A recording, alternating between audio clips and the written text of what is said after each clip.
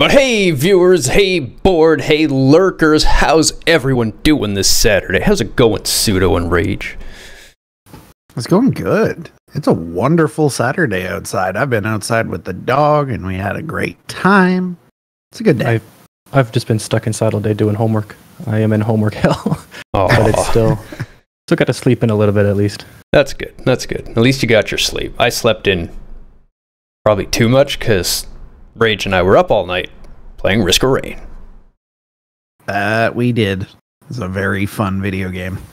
Shot a lot of things. So before we get started with our game reviews, we wanted to cover a little tiny bit about the ATI hardware reveal. Start with a bit of news. ATI? Some sorry, old branding you got there, sir. My brain still links AMD to ATI, and sometimes the wrong letters come out. It's all A. I'm old. That's what they were. It's old marketing, my friend. That's old, I know. Anyway. But yeah, the new news. Hardware. ATI. The new hardware. Came AMD. Go ahead. I tried twice, so I just started dancing. The new AMD hardware has been announced. We now have official pricing for the new X lineup of processors from AMD, and they're looking to be beastly.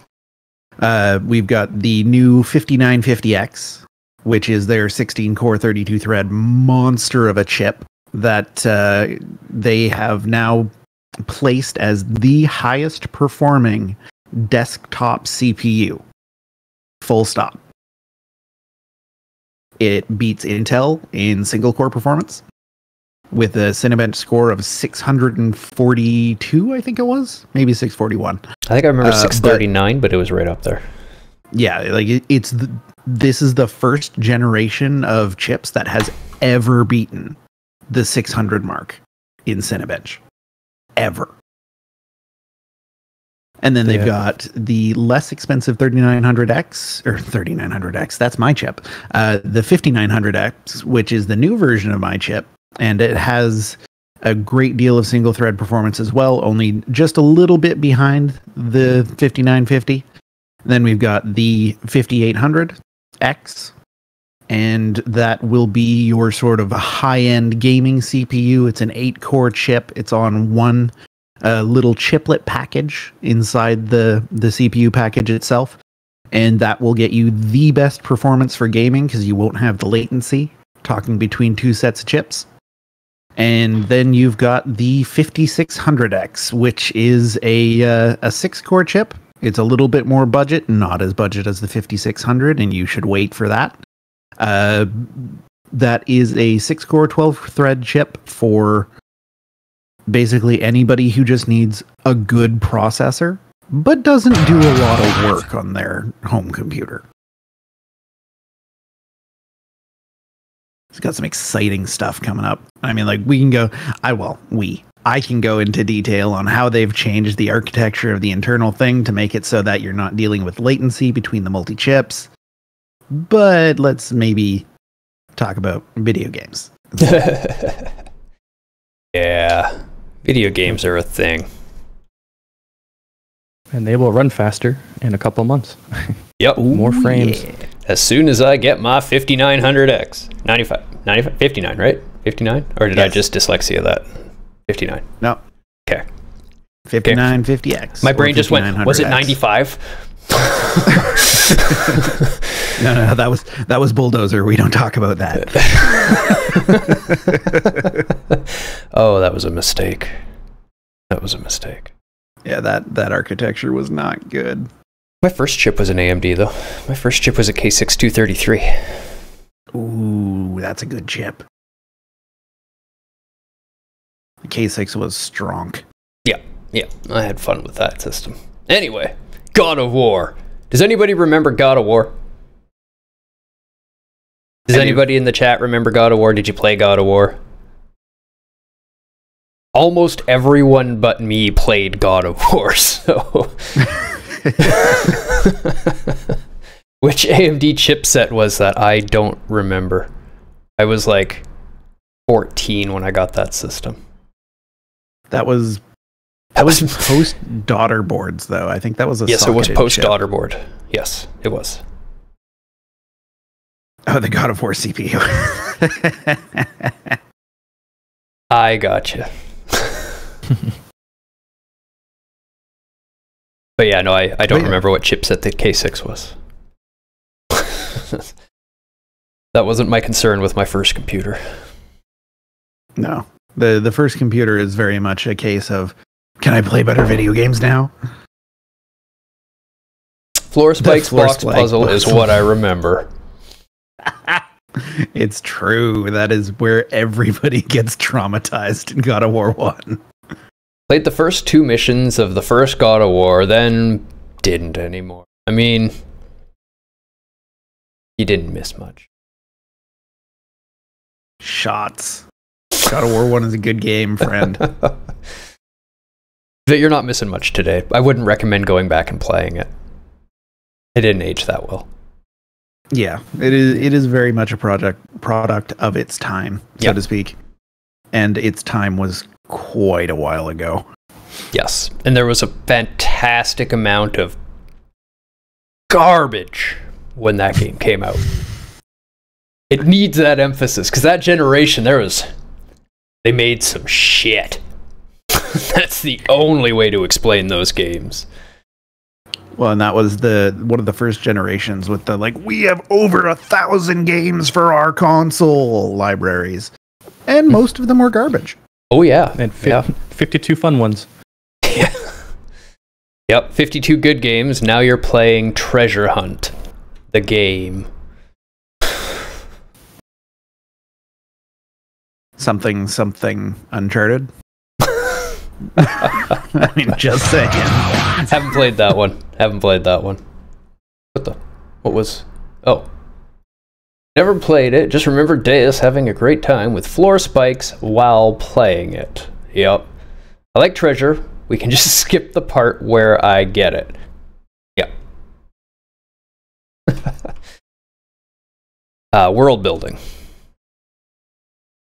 So this is a part of the game that I would say that is not necessarily excellent, but is quite good. I think it deserves a solid okay. Yeah. I don't think we need to go anywhere near a bad for world building. No, absolutely not. Absolutely not. Where many games of that era would be a bad. This one excelled above them to an okay. Yeah, I really liked what they did with the Greek mythology. They relied on it quite a bit, but they didn't use it as a crutch. They used it as a proper source of inspiration, and then took it and then ran in their own elements into that with Kratos and kind of the interactions between them all, and it worked well. It was believable. If you knew the lore behind it, it was quite exciting because you understand the lore behind these gods. And if you're not familiar with Greek mythology, then they present it well enough that you can understand what's going on. Yeah, they added their own characters into the mythology. The characters they created and added fit. They seemed like they belonged in the story. You could watch that and believe that Kratos was a character that they took from old Greek mythology. Yeah, I like that. He definitely fit in. It was just the thing that always makes me laugh as somebody who is really into Greek history. They totally just skipped over a whole bunch of Zeus being a shit. Yeah, that tends to happen. Yeah, he is a dick in a lot of their stories. But they kept his character intact. He is a dick. Yeah. They didn't use the references, but they kept the character in all the cases. They're not doing a lot of direct reference where you need to know about the Greek mythology, like Pseudo said, but the characters are who the characters should be, personality-wise, from their old stories. Mm-hmm. I like the settings.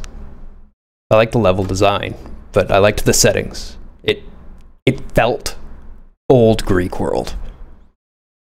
Yeah, the level art is very, very cool as well. Yeah. So overall, for world building, I would say they worked in the Greek history in such a way that it does not require you to be familiar with it and makes you feel like you have learned more after playing the game.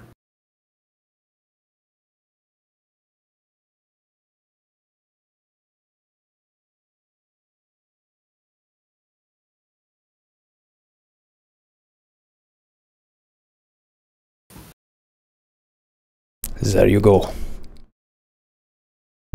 Done. Characters. Well, we did a little bit of character discussion. We did. Let's go a little deeper into it. Oh, absolutely. But who wants to take the first jab at it? I mean, I can. I like talking about video games. Go for it. I think a lot of the gods were handled in a fairly shallow way, but I think that was also appropriate for the game. Like this game doesn't need you to know a ton about Greek mythology. It doesn't need you to know a ton about the characters. You just need to get the general gists of what those characters are about. And I think that they spent an appropriate amount of time on character development, and it didn't overstay its welcome.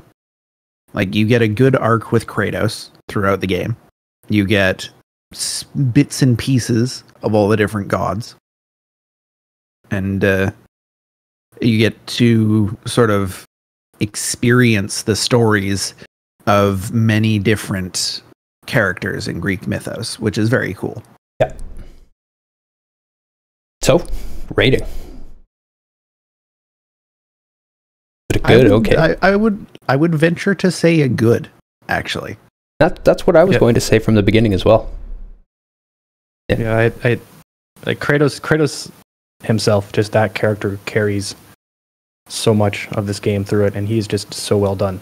Even though like, he's your typical kind of Ubermensch, that he's just written and designed in such a way that doesn't really feel like a problem. You feel very powerful, but you still feel, slightly lesser than these gods. These gods are, still a challenge. They're still gods, even though you're a demigod, and you're still technically immortal.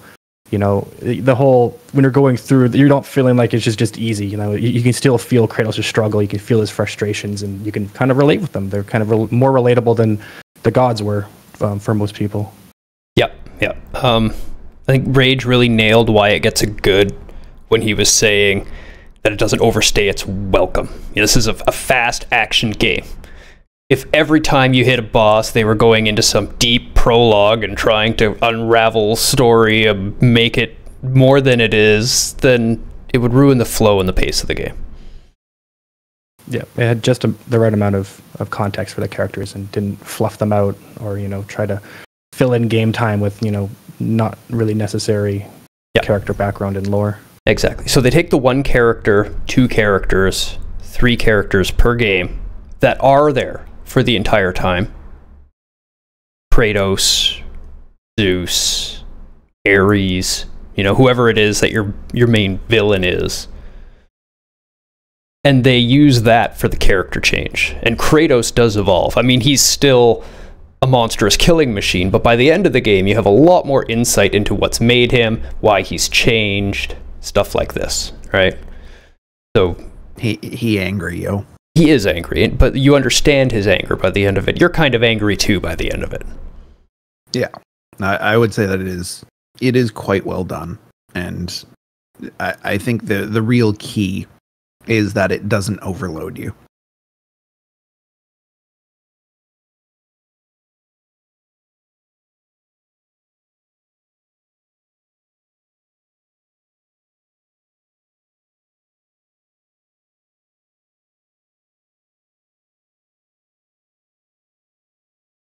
Appropriate amount of character development done on characters. Bosses do not overstay their welcome, and characters are not static. As a little sidecar to our discussion about character writing, I really enjoyed that you would get hints about the characters that you were going to encounter as you were traversing the level. Yep. Like you get little bits of their legends, and then you would eventually encounter them later on in the stage. and that would it just feels really nice. It was really well done. Yeah. If you do know the lore, there was lots of foreshadowing. Be the right word for it. Storyline. I can jump on that. Say that it was enough story to deliver you to the. It had a story. It got good, and it wasn't a bad story. It was not a bad story at all. It did eventually get interesting, but for the most part, it's just point to point. Keep you killing things. Yeah, that's part of the whole product of its time kind of thing. That was how it was back then. There wasn't a whole lot of budget that would get poured into a lot of that, to the writing. And a lot of people weren't really playing video games for the narrative all the time. It was mostly, especially for like the action genre, it was mostly I just want to hit things. But I do appreciate the effort they put into the actual conflict that was there, and the whole what they've did with Ares and how everything kind of resolves that way. I found that at least everything felt like there was a purpose and things got wrapped up nicely compared to other games where they kind of just end. You're like, oh, you did the thing that we hinted that you could probably do, and you watched a cutscene and you're kind of like, okay, well, I beat it. Where this one, it's like, it's actually it's a bit rewarding. The experience overall, it's like you feel like you actually achieved something, and you're kind of not proud, but you're satisfied at kind of what unfolded in the process it took. Yeah. Go ahead, Deus. Okay. I was going to say, I think it has more story than games of its era. Definitely. It took, the beginning is very the same as everything else, where it's just let's keep them fighting. But by the end of it, you could see they had put more thought into it. They just don't present it early enough, I guess. But I thought it was well done. They did it right for its writing. I'm a little conflicted on this one for the two following reasons. In that, like you were saying, it does start out very weak. It starts out your typical sort of action hack and slash go kill stuff video game. And by the end, you are invested in these characters and their journey. And that's a very good sign. I think, like, on one hand, it is weak in the beginning, but they do make you care about these characters, and that shows a strength of a story, not just the characters themselves. And secondly, that the way that the game ends is very much a callback to the Greek tragedy. And I think that it was executed in such a way that you feel like you're like it doesn't necessarily I'm gonna start over. It resolves in such a way that you do not get a clear happy ending. You do not get a clear sad ending. You get sort of this tragic hero, this anti-hero at the end of the game. And I honestly think it was handled very well. And for its time, I would definitely give it a good. Yeah. But in the context of other games that we've seen and other games that we've reviewed and where we've done the cutoff for a good, I don't know that I can say that in our system. So I'm a little conflicted between an okay and a good. I'm on the same page. It's okay leaning good is how I see it. If we had done this review when the game came out, then it would be a good. But going back and playing it with today's standards, it just falls a little flat. Character development through boss battle, when you got to fence off your family, that I really liked. Yeah. It wasn't, I guess a boss, an event. Yeah. It's a subsection of the Ares fight. Okay.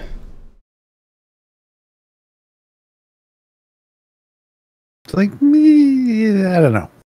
I like it though. Yeah, I definitely liked it. I liked it a lot more than any other action game of its era. But if you were to compare it to like Final Fantasy VI, its story definitely falls flat. For sure. And that's I an think older game that I used as an example, is why. It is an older game, but it was also built with a different paradigm because there was only so much they could do as far as graphical fidelity. So they had to draw you in somehow. Yep. And frankly, Final Fantasy VI is beautiful. Like, it is one of the best looking games on the Super Nintendo. But they could still only go so far. Yep. So they had to focus a lot more on developing their characters and developing their storyline. And they did a phenomenal job. We can make our game pretty is never an excuse to not have a good story. I agree. And it's something that is often forgotten. Yeah. That's why it's an okay and not a good. Something development cycles, etc., etc. Yep. But Bloodborne. It also ran like garbage, though. But I'd still rather have the story and the pretty with a 30 FPS if I have to make the sacrifice. Me. But I mean, that's what the panel's all about, right? Like, yep. we're all looking for different things in our video games. Absolutely. That's why we all work together. But nobody's really arguing against the okay, so. No, okay, it's fine. It's okay. Yep.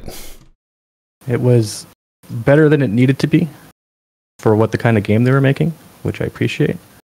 But it's definitely not something that you would think back and like, man, the story resonated, or I remember it. You remember God of War 1 for the story. You still mostly remember God of War 1 for the action that it provided you. I phrased it as it's not something you would play the game for, and I think that's an interesting way to think about this rating. Right? If the story turns you off, then it's probably bad. If the story fit and was there and got you point to point, it's okay. And if the story is something that you would go back and replay the game just for the story, then it's a good story. I think that's a worthy way of putting it. Like 6, I'll replay just for the story. Oh yeah, It's like reading your favorite book again. Performance. Same deal with Chrono Trigger. Yep. Performance, fine. Yeah. Wasn't there some frame drop even on the PS2 with a lot of enemies on the screen at times? I don't remember. Sometimes, but that wasn't really a problem back then, which was it was a weird era, but it was a technological feat at the time. It was one of those games that was like, hey, we can put a lot of stuff on the screen, and it is only slightly slowed down versus other games that were like, hey, look how much we can fit on the screen. You can't really play the game anymore, but look, there's stuff.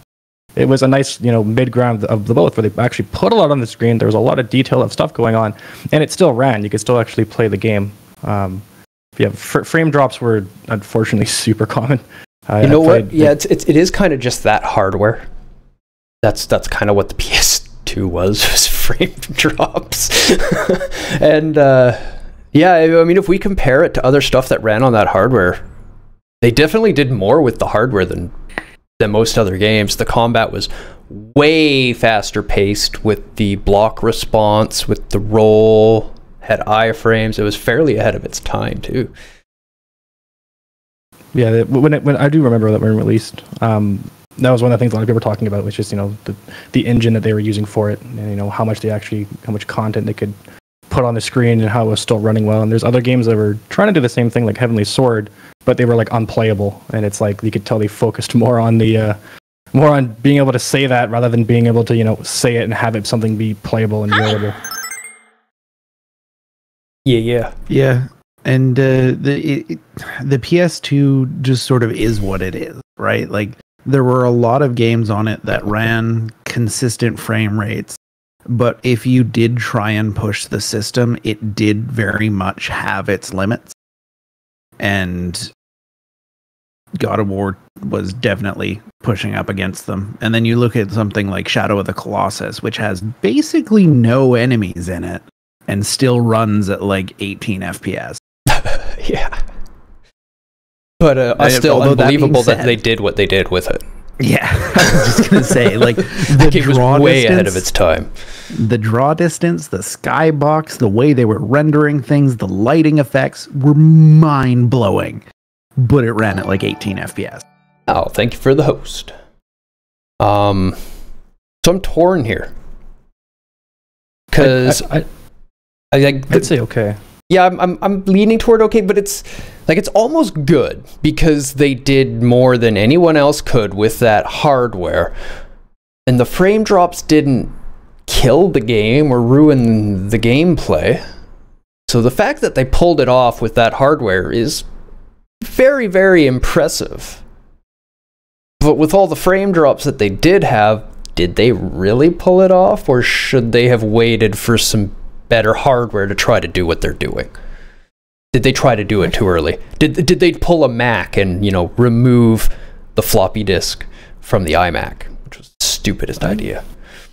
After saying that, I'm kind of leaning more towards good now, because like as I said, like, a PS2 was like my main console growing up, and that just wasn't that's just how things were. That's what everyone was doing, and if they didn't do that at the time, just to, you know, make the game run smoother, it would basically be half the game. It wouldn't have been, you know, we probably wouldn't be talking about it as we are today. It probably would have fallen under the radar. I don't think they would have gotten a sequel, because it was a vital point of what it was, is to fit as many enemies on the screen as possible and have that action happen. And as you can see, like, it can be done very wrong, like Heavenly Sword, where it becomes unplayable. But even though there's still frame drops, the game is still very playable. And another thing about this game I just remembered is the loading screens. The loading screens of this game were actually quite good for the time. And that was like a big deal when it came out, because this was also in the era of we were still reading off the disc primarily, and we weren't doing a lot of clever tricks. And like you could usually count to like it was a big deal if you could count how many seconds it took to load on one hand, because most games you were looking at like 12 seconds, 20 seconds. A lot of games are even up to 30 to 40. Like we take it for granted nowadays, but like Bloodborne loading screens were a big thing back then, and it was like they had very fast loading times. So that on performance wise and like the tech they had for loading, it was good. I'm convinced that it's good. Yeah, the loads and transitions were very well handled. Sequential data writes to the disk to make it so that you could actually get it off there in reasonable amounts of time. Yeah, I'm okay with the good. Like there's a lot of frame droppiness, but that's just kind of the PS2. So we'll just say it's a good leaning okay, but it actually crosses that due to literally effort in every area by the dev team to squeeze as much as they could out of a piece of hardware that they had. How far into the life cycle is it? It was fairly early. I think it's I would say like middle of the PS2's life. I mean, even midlife, it's very impressive. This feels more like an end-of-life game. Yeah, it was for sure. 5 years in, and most of the notable PS2 titles came out in like this period and after, so it was kind of like part of the turning point of the performance in games. Developers actually started kind of focusing on making the games run well, not just have a lot of content. And now it's all run well and look good, and there's no content. That started happening the moment games went 3D. And that's why for a long time I have said that the worst thing that ever happened to gaming, as much as I love 3D games, but the worst thing that ever happened to it was 3D graphics. Because that moment forward, everyone focused on making their game pretty and stopped worrying about control and story and engagement. I still think the worst thing is microtransactions. A large number did. Yeah, okay, nowadays I agree. Microtransactions are worse than the 3D. Microtransactions are the worst thing to ever happen to gaming. And animation. Its extension, the games as a service idea, where everybody is just expected to shell out consistently over the 1 year that they play that game. Yeah, it's a terrible idea. It's fine in the MMO world. I understand it. You're running a big server, everything is centralized, you've got massive administration costs and stuff like that. I understand a cost to maintain your data centers that we all play on. That's valid. Shooters, just let us host our own private servers. It's not persistent data. We don't give a fuck. Okay? Stop it. Stop it! Animation. Thinking back. Yeah, this is another part of it. It's hard to, compare it for the standard we have today, and we don't know if we want to cut it off because, if it's just old or not, but it had a lot going on animation-wise. Like, the varying combos, the weapons you can use, everything else that's going on. There's quite a lot in this game, content-wise, for its animation. There is a lot of reskinning, though. There's a lot of reskinning, but that's not animation. Sure, the animations are good, but they get reused a lot. That's fine. You only have so much room on a disc. True. When they reuse the animation, we have also praised other games for not reusing. Yeah, where they can. Yeah. But when they did reuse them, they fit. It wasn't like a janky movement or anything. Everything looked organic and fluid.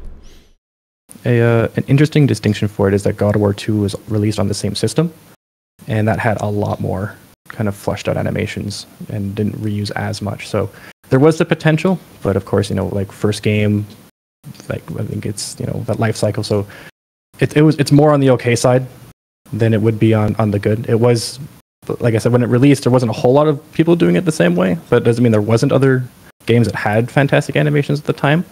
But they definitely weren't bad. They were definitely, you didn't see a weird animation. They weren't clipping. They weren't, they played smooth. Some were identifiable as being reused, which isn't great and pulls that down. But a lot of those issues kind of get fixed in the subsequent sequels. I don't think too many people are going to argue with that. I think you've made a pretty cohesive argument. What they did for the time was very impressive, but there is more that they could have done. And I'm looking at the Santa Monica Studios list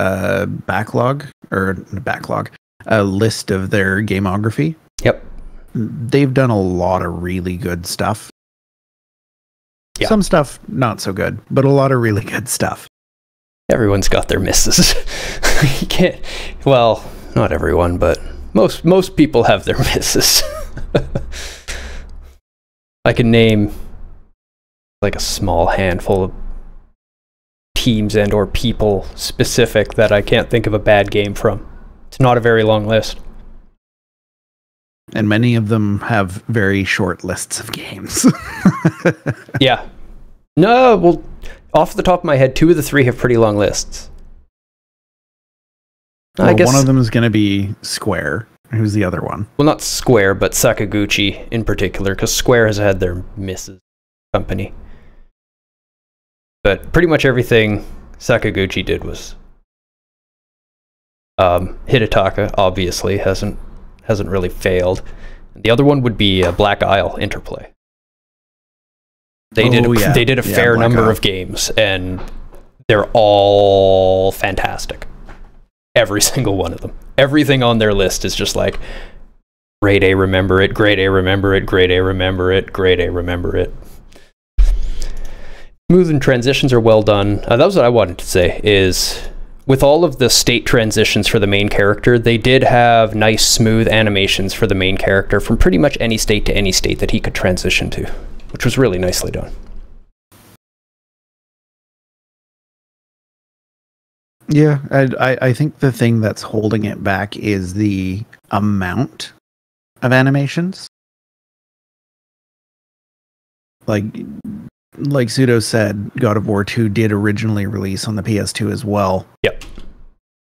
And it has a lot more.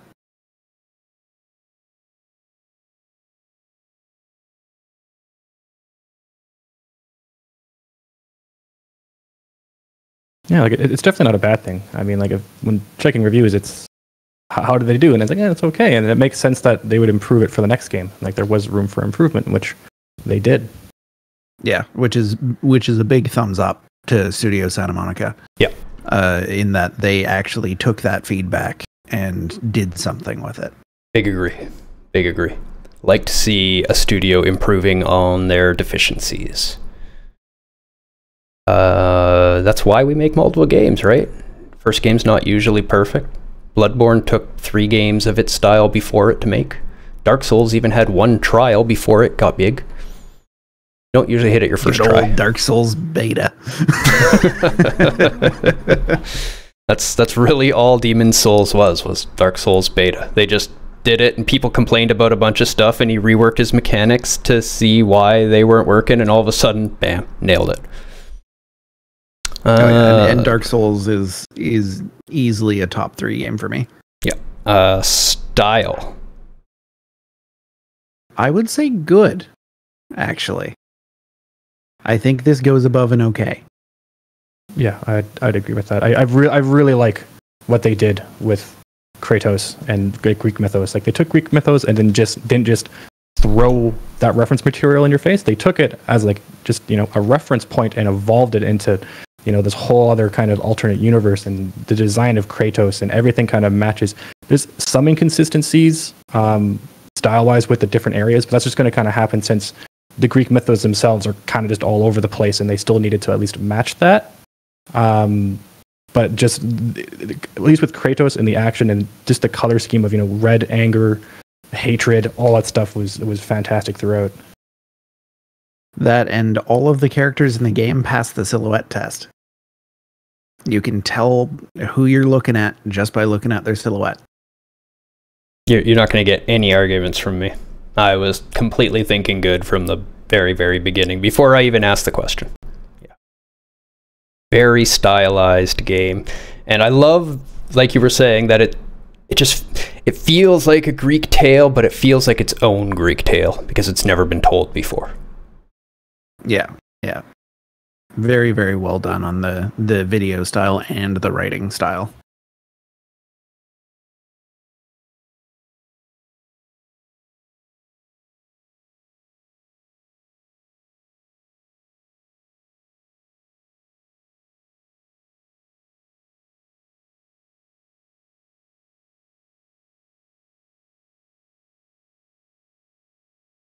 Spell that right first try.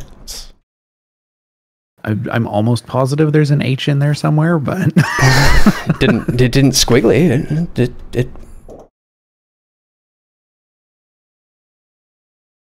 Google says there's an. Google says I'm Google wrong. says there's an. And Google says there's an H. Okay, there we go. I know words, not spelling. That's. Thanks, Glenn. I appreciate. Musical score. Definitely okay. Yeah. I still have some memories of specific levels and their music, but I wouldn't say that it's mind-blowing. Yeah, that's kind of where I'm at. It fit well. It was scored nicely. It's definitely leaning towards good, because they actually have some original tracks for it. Mm-hmm. And they are quite good original tracks. The PS2 had, or at the era, you could actually, you know, put your discs into disc players and play the music off them. But I don't think any of the tracks on them were good enough to, you know, quite, you know, warrant that kind of make it into your actual rotation of music. Not quite there. But it's well scored with some well done. Original tracks, but it does not overall stand out for its music. Never bad or off-putting, and never takes you out of the game. Very important. At least it's not bad. So we almost had an issue with our system of, is it memorable or not? Because Dead Space 3's music was so bad that we blacked it out. Repressed that memory. We went to review it and we were like, I don't remember it at all. And then all of a sudden I was like, oh wait, that country section. Oh yeah. Bad. Yeah, the God of War teaser that they had at E3 was pretty exciting. I don't think it's going to be a 2021 launch. I think Santa Monica hopefully will have learned their lesson about crunch and push it back to 2022. Take the time to make it right. But they make fantastic games. Yeah. I'm really looking forward to it. Yeah. Yeah. 4 was very, very smooth. Voice acting. Good? I liked it, yeah. I thought Kratos sounded real and angry. Sounded real angry is what he sounded Real like. and real angry. They sourced pretty good voice actors for the gods as well. I felt that was cast very well. Like I think Zeus was done well, and those are characters So that was Athena. Yeah, and Pandora, and like those are characters that especially since you're working with external reference material, people kind of have an external notion and predisposition of how these characters are and how they kind of sound like. So if you go, if you differ from that path too far, then it can be kind of jarring for people. But I found that they kept it fresh as well as kept it to what you're expecting. And overall, the performances delivered by the voice actors was very well done.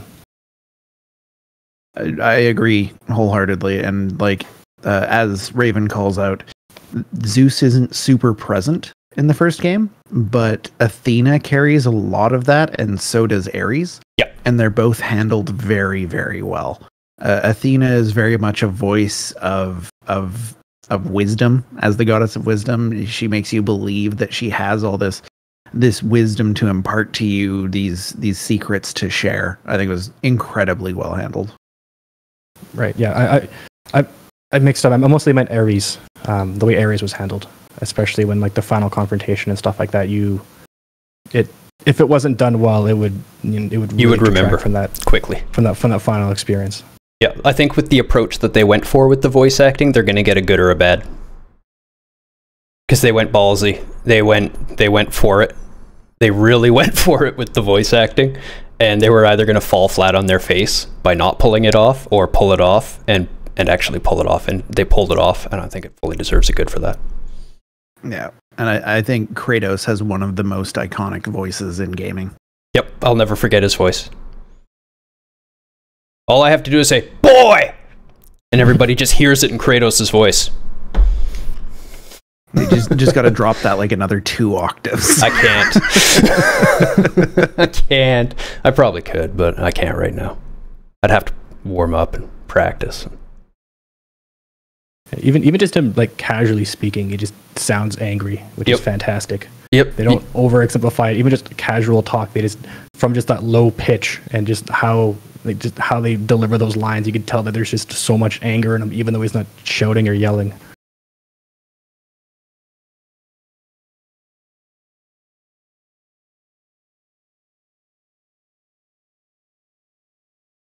Yeah, the original voice actor for Kratos passed away, unfortunately. Very sad.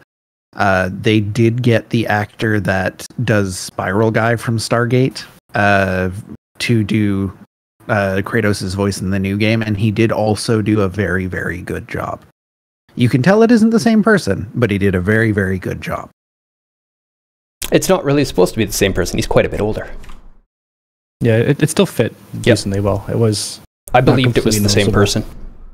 Yeah, he's not as angry anymore. You expect his voice to change as he gets older. Happens. Gets used and used and used. Sound effects. I remember meaty strikes. They were. I think personally they were well done. Like there's just a lot going on. Just swords hitting things, you hitting things, you throwing things falling in the background, the noises the bosses make, and the sounds that go on with all that stuff. There's a lot going on. There's a lot of effort into the sword audio. clashes, the things crashing, the boat wood crunching, the rock crashing and smashing. And just the meaty strikes, the sounds of you hitting things. That and the fact that with all that going on, they managed to make them distinguishable enough that you can actually tell what each sound means. Like the parry sound will forever be in my head. Forever.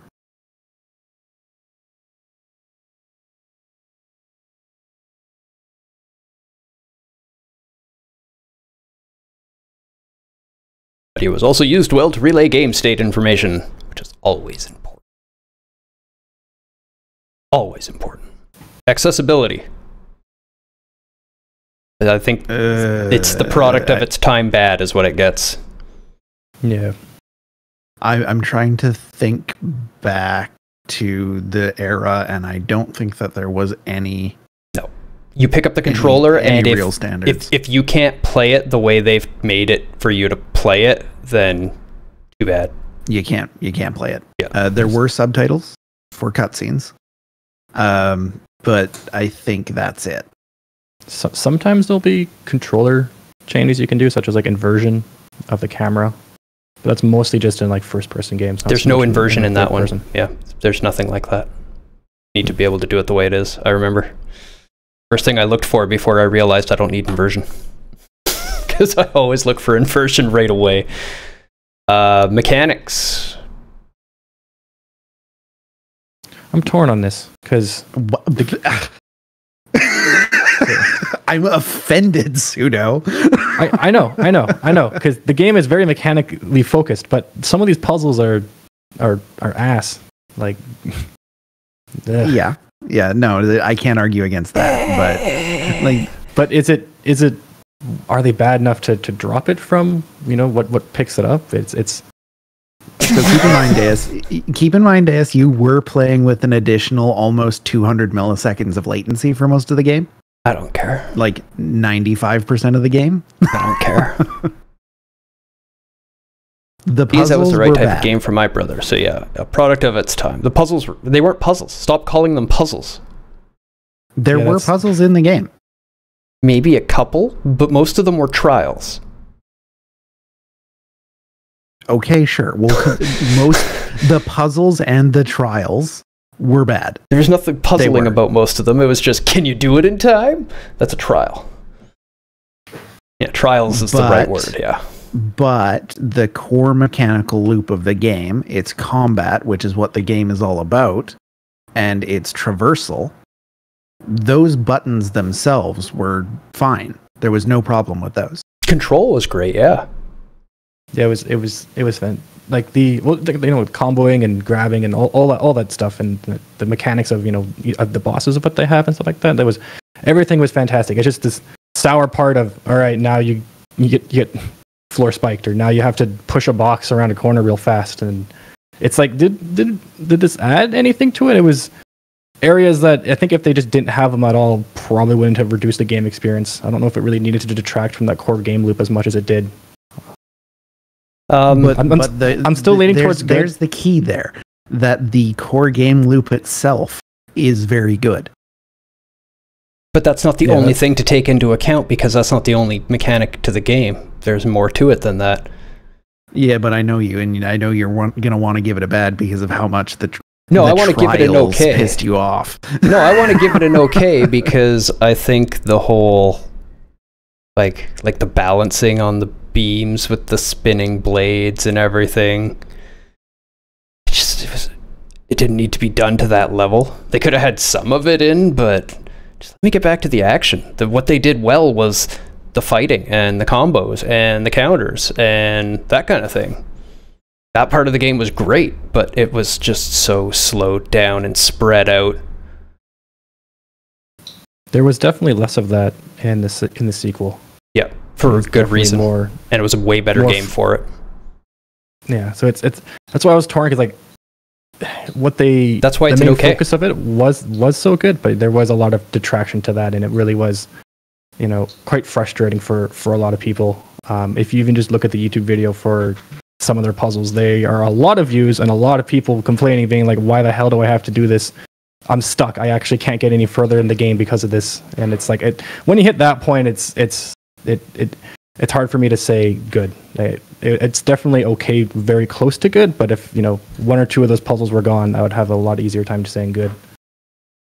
That's solidly okay for me. The combat was great, and the rest of it was not. So we'll give it an okay. Call out the combat mechanics as being stellar. Oh yeah, because absolutely. They are. Also, it popularized QTE, which it did well, but and then everybody afterwards did poorly. It's like when Anthrax started rap rock. I saw an interview with them years later when they were talking about Limp Bizkit and asking them their perspective on Limp Bizkit, and their exact quote was, "If we could have seen the future of where this would have led, we never would have made that album." Oh, God. But it also gave us Rage Against the Machine, so I'm glad you made that album, but god damn, Limp Bizkit, what the hell? Okay. Mechanics are okay. The combat is stellar. The rest could have been less.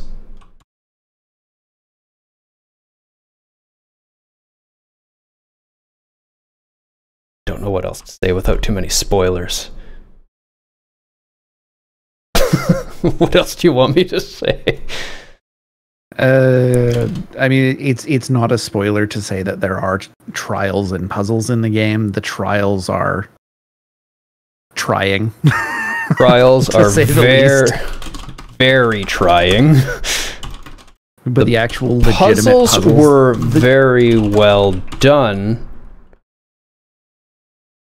But the execution of the puzzles could be frustrating. Was it God of War 1 or God of War 2 that had the Tetris pieces? 2. Was that 2? I really Pretty sure. liked that puzzle. That was a good puzzle. Yeah, that was a good one. 2 was lots of good puzzles. There was a wall of stones in different shapes, and you had to push them in the right order to fill up the wall.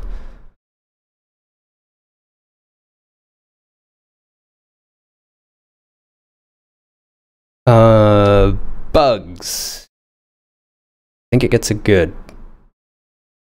Yeah, I'm thinking back to the multiple times that I've played the game. Not a lot of bugs that have been run into. The ones that were just like clipping into geometry a bit. That's not even a bug. That's just that fine. Engines for that era and how we did collision detection, because to not do that would have made the game run at 2 frames per second. Yep. Yeah. It was just what was able to be done at the time. And I'm trying most to think of games anything in that that era might make it not good. Most games in that era get a good for bugs because you had to clear out most of your bugs and have your game in a playable state because you were burning it to a disk and it was never getting an update. Yep. Yeah, that's the beauty of the 60 gig day one patch that we have today. Oh, you downloaded the game early so you can play it on release? Here, download it again. Yeah. I'm glad you preloaded our game, so here you go. We fixed every file. Please re-download them all. Although 60 gigs isn't even the whole game nowadays. That's like a quarter of the game for a lot of games. Well, for a couple of games. Yeah. RNG wasn't a lot of it. Only RNG I can The only RNG... Okay, let's talk about it first before I read it. The only RNG I recall is some of the QTEs would change what button you have to press when it pops up, so you have to pay attention. Which is fine. Yeah. Yeah. I actually kind of like that. It stops me from tunnel visioning and zoning out and just being like... You know, I have to actually watch and pay attention. On a quick note, just for anybody watching the video, we've passed the mechanic. We talked a little bit about the QTE. I do want to say that the QTE still had the same problem that all QTEs have, where I didn't really get to watch the really cool animations that my character was doing because I was so focused on watching for a little button. Such as QTE life. Yeah. Or install one giant minified file so no one pirates it, but it also comes with DRM. Have fun. Yep. Oh yes, besides that, none. Besides what? The QTE randomization. Yeah. Oh, the RNG. Yep. Some minimal randomization on the QTE events. With the ATM machine. And what orbs about it. And you're killing enough enemies frequently enough that it doesn't... They drop. They'll drop what you want eventually. That was a standard system back then too. That carried forward. Control. Good. Yeah. Straight up. Yeah. The only I guess one quick thing to note mechanic-wise is it's not so much a control problem, but a camera problem would make those platforming parts very frustrating. But it's still controlled well. It just you couldn't really see where you were going some of the times, so you couldn't go where you wanted to. As long as you tell it to do what you wanted it to do, it will do it. And you don't have an additional 200 milliseconds latency because you're playing through a capture card and its software. Still did what I wanted it to do pretty much when I told it what I wanted it to do. The only time I ever really noticed it and was impacted by it was during the QTE events, and only on Ares were the QTE events so narrow that I couldn't hit them with the latency. That's why we didn't bother changing it till then. Orbs are RNG. You were also somewhat frustrated with the parry timing. At times. Initially. Yeah, initially. Until I managed to get my timing down so tight that 200 milliseconds latency didn't even matter. So there's a lot of space in there for you. If I can do it with that latency, you can do it.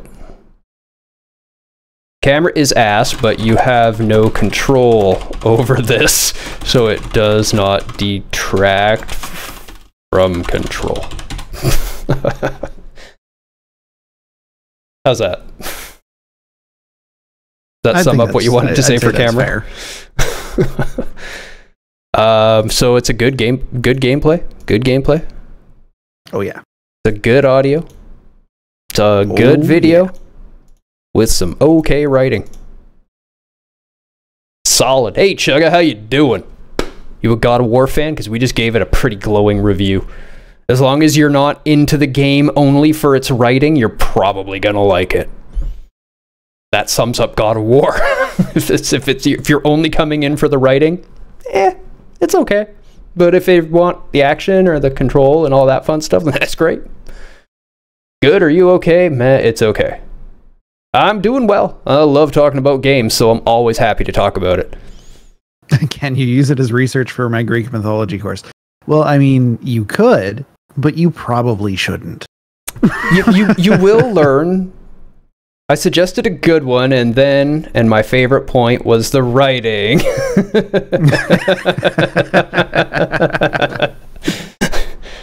I definitely think the game's... Don't get us wrong. It was good writing. Don't get us wrong. We like the writing. Yeah. It's just not great writing. It was solid for what it needed to be, but like I said, you can't compare it to like Final Fantasy VI or something on the PS2, Final Fantasy X even. Oh, 10 was so good. Yeah. I can, but it won't stand up. Exactly. You technically could. Well, you're real quiet. You're super quiet. I've got you on 200% and I can't hear you. Push a button. Hopefully that helps. There you go. You mean you technically could. Like I've taken, like it wouldn't be fantastic, but you can just compare it to how the original stories of these Greek texts have been lost, and it's mostly just through certain philosophers and certain retellings of how these stories have transpired to the modern age. And technically speaking, this is also another modern retelling of those stories. And you can see, well, this is how much it detracted from the previous versions. So we can also guess that those previous versions also detracted from the original source material. Video game. But great game. I thoroughly I played a PS2 game for the first time in this era, and I enjoyed it as a game on its own merits. Not as a PS2 game, but just as a game, it still stands up on its own merits. That's quite something to say about a PS2 game, if you've seen somebody play a lot of PS2 games. If you haven't, watched CarTube and you'll understand what I'm saying. Poor car. Oh man, those games. I was going to suggest Car. I'm glad there's a bunch of Car fans in here now. He's done so much for me, I'm glad I get to introduce people to him. He is a fantastic streamer and a fantastic person. Truth. And he played Monster Hunter with us one day. He did. All right, I'll be right back just a second. Because there is nothing for accessibility. Can turn on subtitles, and other than that, if you cannot play it the way they've programmed it to be played on the controller, then too bad. It's not good. That's why it's bad. It's great because we can just play it the way they've done it because our hands work and, you know, we're not colorblind, there's no issues, there's no audio issues, nothing like that. We're fully functioning. If we were to have any issue playing it the way it is, there's no options to fix it. And it's just a product of its time. Most games were like that back then. We've given many old games a bad on accessibility. Oh, market-wise, yeah. No, market accessibility is a very different thing. Yeah. But that's why we have it under the gameplay category specifically, is because we want to talk about, can everybody play this game? Would you be physically able to play this game? Where like a game like EDF would get a good under accessibility because every key on the controller can be rebound to anything you want and has no color requirements anywhere and subtitles and... Oh yeah, color deficiency would suck for God of War 1. That would be awful. Yep. And I'm back. Welcome back.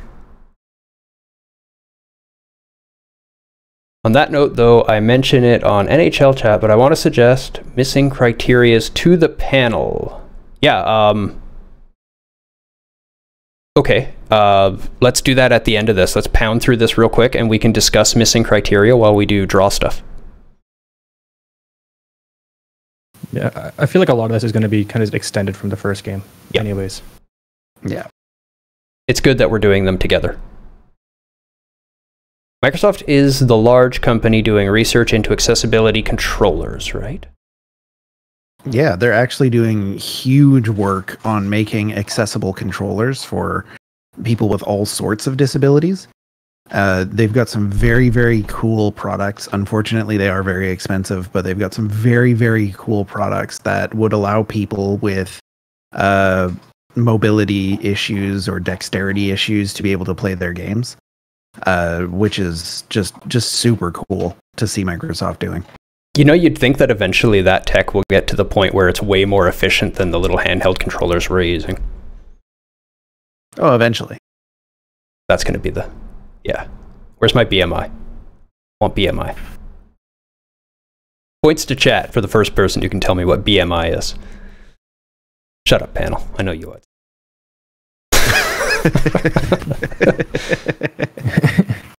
That is incorrect. Are you calling me fat? Of BMI. Are you calling me fat?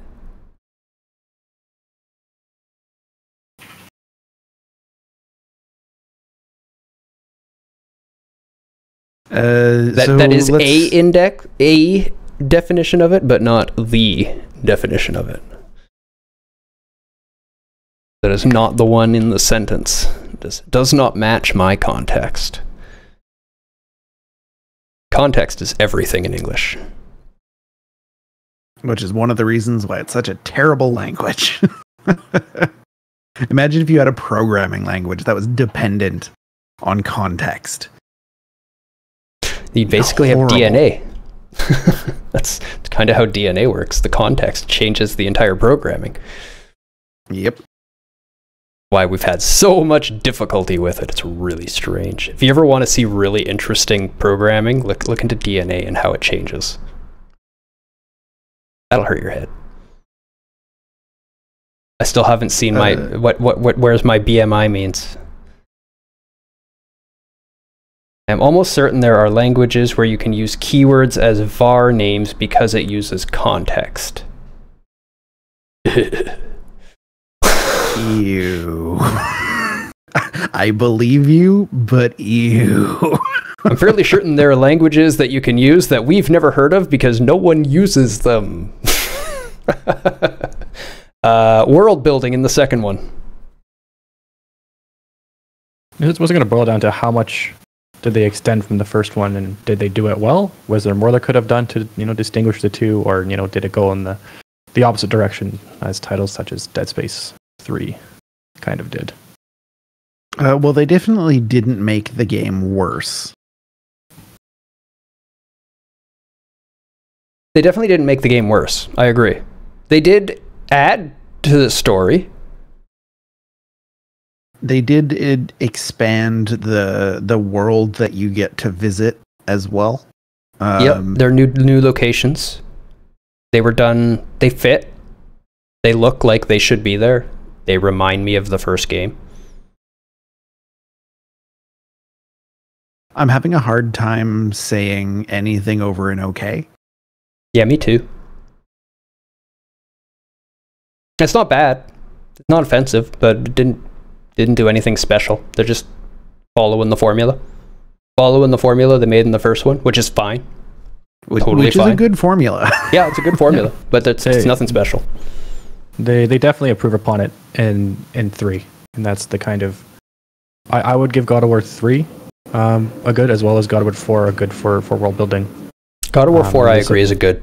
God of War 4 is fantastic for world building. Don't really... 3? I played it, didn't I? I did. Yeah, they've really kind of expanded out the entire, like, all the gods, like Mount Olympus itself, Gaia, everything kind of going on. Oh, yes.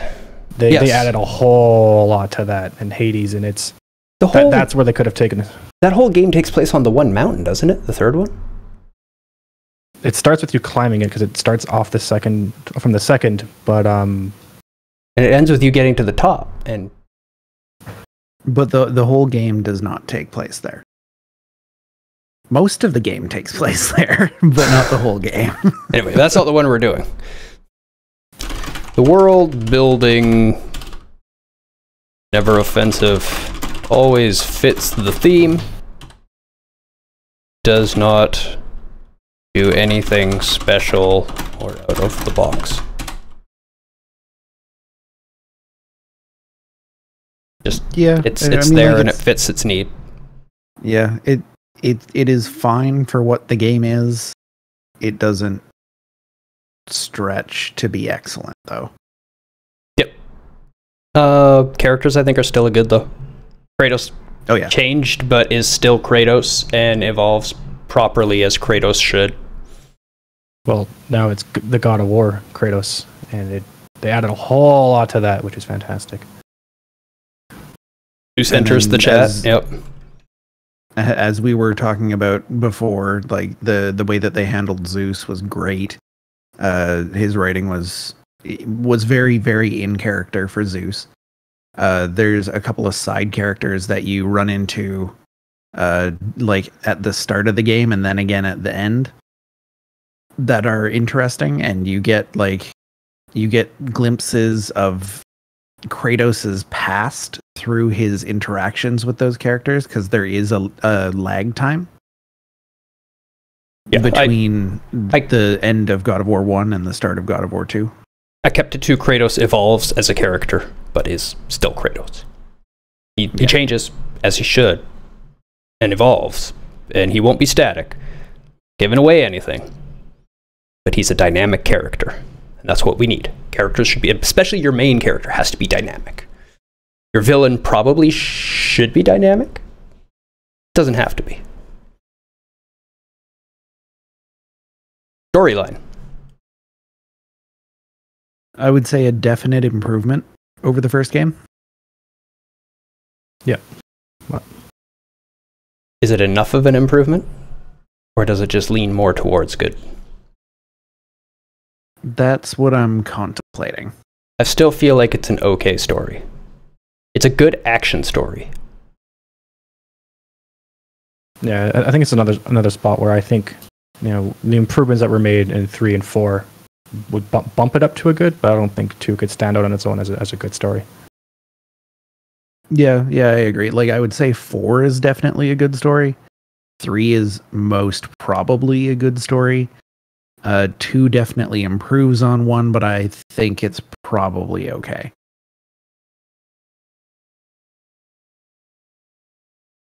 So to sum it up, I guess, still has a good story arc, or a competent story arc. Improves on the first game. It's fine. Pace is good. The arc is well written. The pace is good. Delivers the player action. Arc is well written. It delivers action at an appropriate pace for the style of game. Again, if it was a really good story, it would detract from the game as a whole, I think.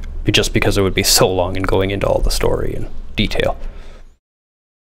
Or I mean, it depends on how you deliver it as well. Because you can deliver through gameplay. Very few games actually do it, but you can. It wasn't even really a thing at that point.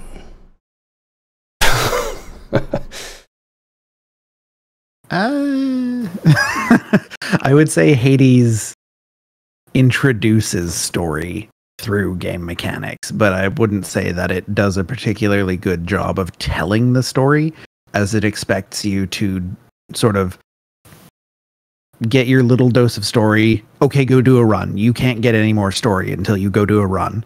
Then you get little snippets of story, little bits of side story as you're going through the run, and then you come back and then you get some more actual story. They say, okay, you can't have any more, go do another run. And it's honestly one of the reasons why Hades I am very much enjoying, but has become a turn off my brain, don't care about the story, it just let me mash buttons. I could see that. If that's how it's going to be for me, I'm probably just going to be mashing through story and jumping into dungeons as well to gameplay. It is very fun. That's how they usually end up. It's a very, very fun game. I really want to play it. I really do. I'm on stream all the time, and I haven't had a chance to do it on stream yet. Performance. It ran on the same hardware better than the first. It's a good. Yeah, I would say takes what God of War 1 did and improves upon it in basically every way.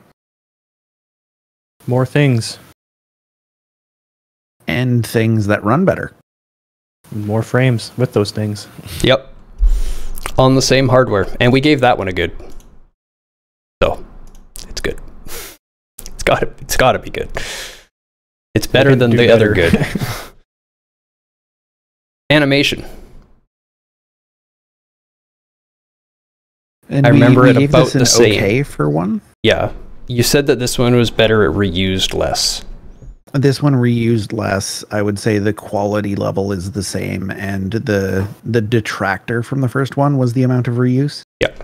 I would venture to say that this is a good, especially considering that it was on PS2. Like their state management was fantastic. More animations, their variety on weapons fantastic was great. State transitions, attacks are unique. There's lots of enemies. Lots of weapons. There is little animation reuse.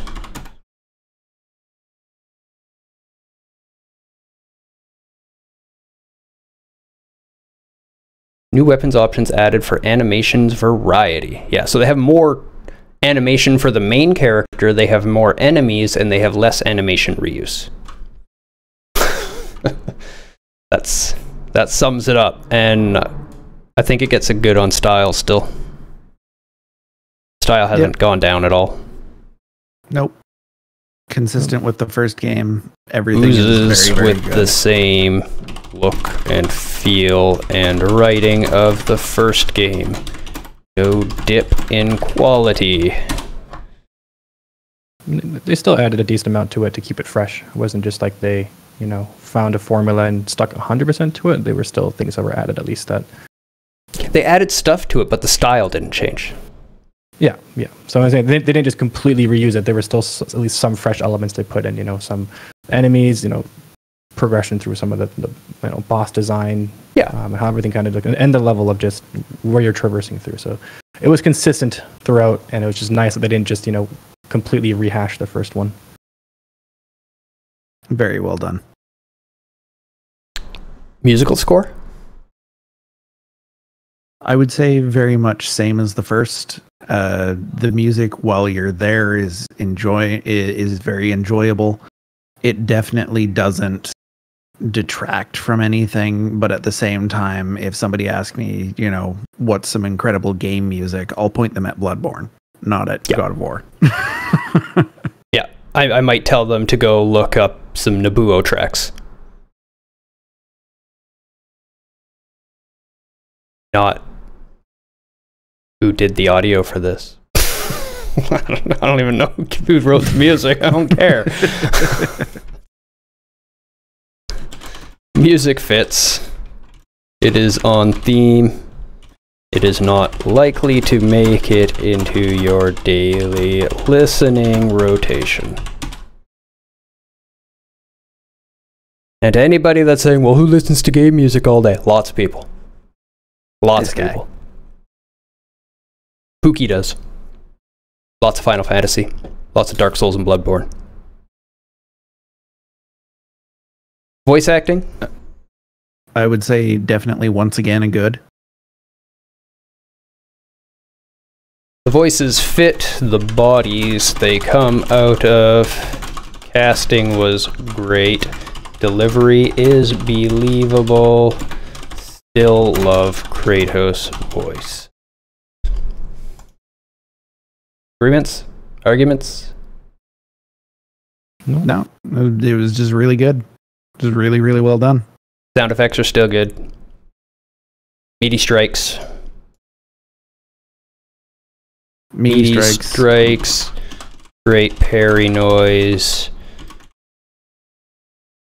Excellent enemy and boss noises.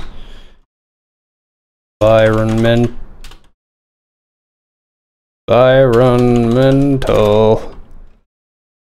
sounds.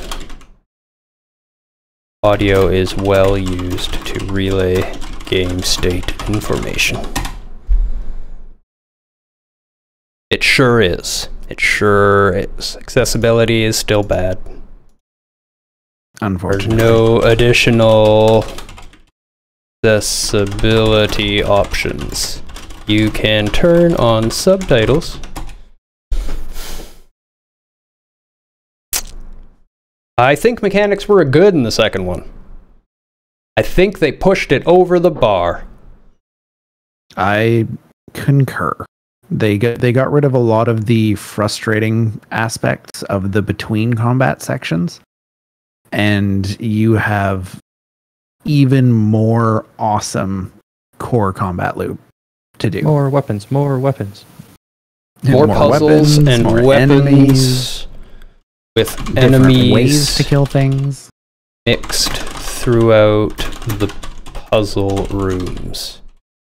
Puzzles were large in this game, encompassing many rooms that you had to run around and do things in, so they were able to disperse combat throughout the puzzle, so you're fighting, and in the core loop, the entire time, you're solving the puzzle, rather than kicking a box around a room for half an hour.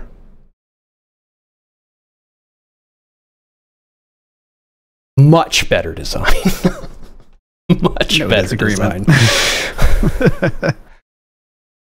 They didn't change the formula from the first game as far as combat goes. They just polished it and made it even better. Yeah, they cut the fat. They took all the extraneous gameplay that just wasn't required. There was no need for it in the game. It added nothing to it. And they went, well, what if we just take this out? Oh wow, the game's much better. Yeah, release it like that. That's the design document.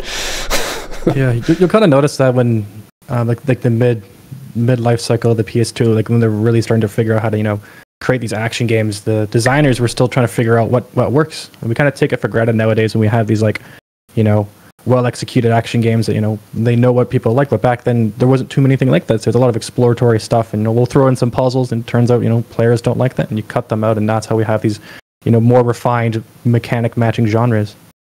Yep.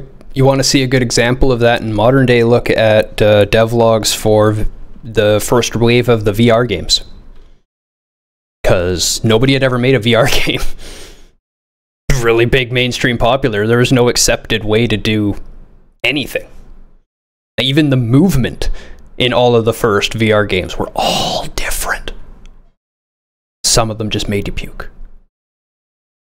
And while developing the movement systems, the developers puked a lot.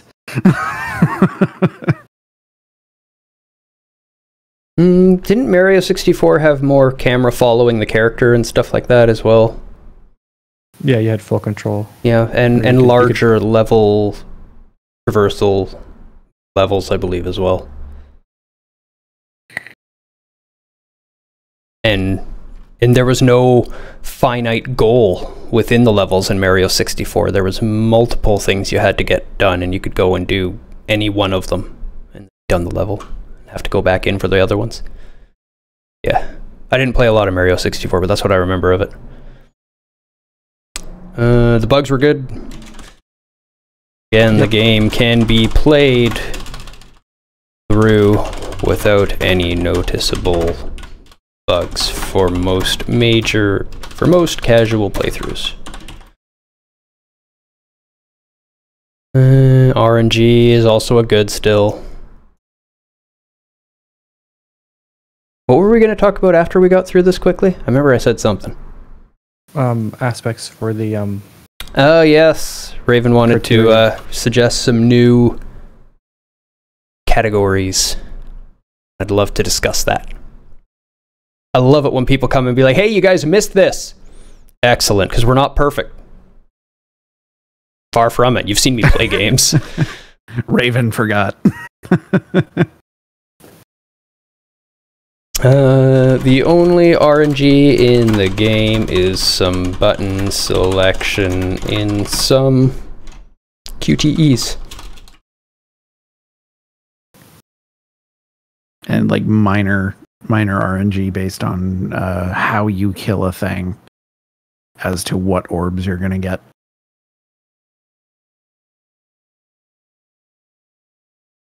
And control was good. I don't think there's much of a discussion there. Control is tight. Especially the parries. The parries in God of War 2 are particularly good. Control is tight and responsive, just like the first game. So guess what, guys? It got more greens, but it gets the same final score as the first one. They're just... They're good games with okay stories. The God of War series is just a bunch of great games with some decent stories. I would say that the fourth entry in the main series goes above that. I would go as far as to say it probably pushes the writing to a good as well, but this is definitely consistent throughout the original trilogy. Yeah, and as we break them down like this and start talking about the individual areas and looking at these scores, it begins to become really apparent why they're talked about so often and remembered so well. They really were fantastic games for their era.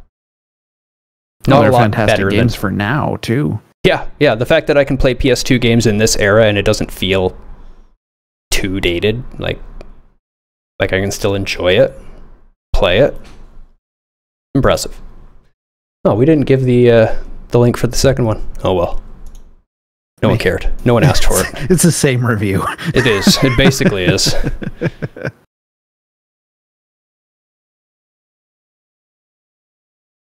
You can see the mechanic and animation become good.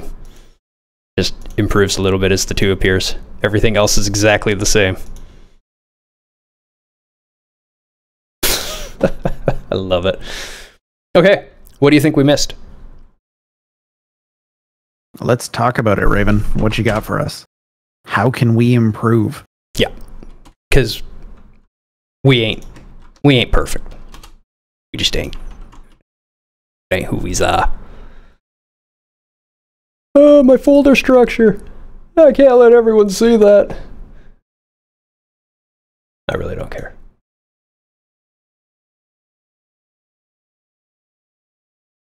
Yes, file.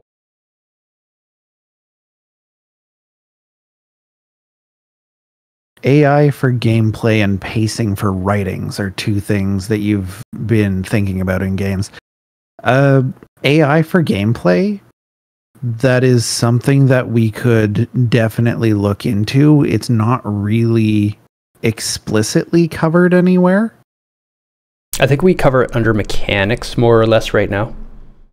But I think it's a broad enough category and represented in every game enough. Well, most games, at least. A lot of multiplayer games don't have an AI. This is true. It definitely does fall under mechanics, but it's definitely something that we should probably, be distinguishing more and talking about. Because it is important. If there is bad AI, it definitely detracts from the experience. We could treat it like RNG. Like games that have no RNG that shouldn't have RNG are good. So games that have no AI that should have no AI are good. That's the AI they should have. Yeah, it's definitely important, and we got a nice little convenient box below mechanics. Bad AI can kill the fun out of a game. Worms Revolution did that to me. I have a very bad habit of breaking game AI, which will then basically break games for me. It's a really pathing is something that we still haven't figured out for the most part for most games. So if you kind of know what you're looking for, you're like, okay, well this boss is kind of messing me up. Let's just see if I can get him stuck somewhere, and then deal with that. Or yeah. As far as pacing for writing, though, I think we do cover that in the storyline. I agree section. That pacing doesn't need to be broken out. I think it's covered under storyline. Because the pacing is the pace of the storyline.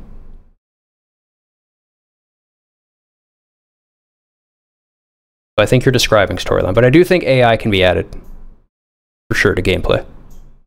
Because that will it will help highlight issues in games for sure, like when I played Pathologic 2.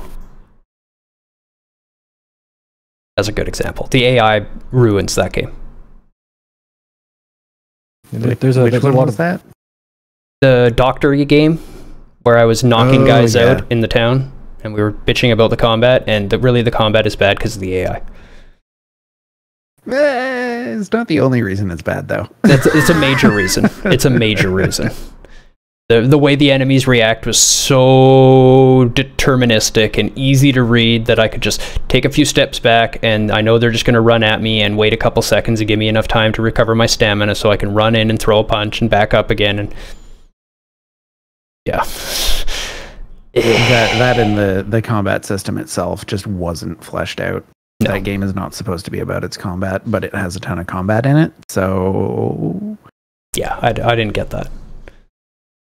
Yeah, but there's a lot of topics to talk about for AI. So it'd be nice to kind of break those down, because like every game basically has different types of AI. If you're playing like a Tetris game, it's puzzle based AI where they have to limit it because technically speaking, computers can just destroy us. And then there's games like God of War where they have AI in like different kind of balancing between, okay, we're going to have like 10 enemies on screen, but we can't have all 10 enemies rush you at once because you're just going to be overwhelmed all the time. So you need to kind of balance this out and weight it, and maybe put in some artificial boundaries, being like, okay, well, only 3 of the closest can target and attack at once, and the rest will kind of wait. There's a lot of kind of niche little subroutines that get put into adding a good experience from the AI.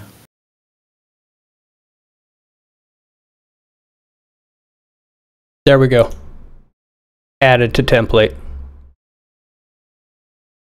And we can rip on Bethesda games more, break down why their AI is. They try to do a lot and then they just don't do anything. They have they live entire days, but you go to talk to them and they're just they're all the same character half the time, or they all do the same thing. It's weird, or they just get stuck all the damn time. Half the time they don't even have a schedule. You forgot to add AI to the breakdown section. It's only in the summaries. It's fine. I'll go back and add it. I'm doing other things as well right now. Give away. Oh, and I have a couple more keys to add. I can't do it right this second. It'll be for next week.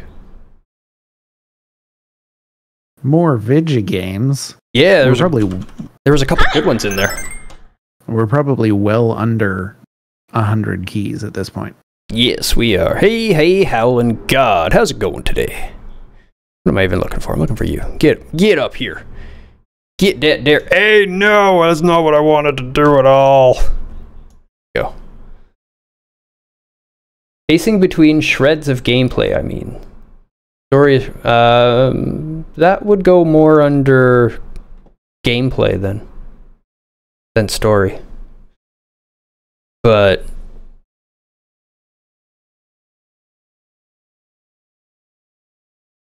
I'm trying to see what value we would add by including that specifically.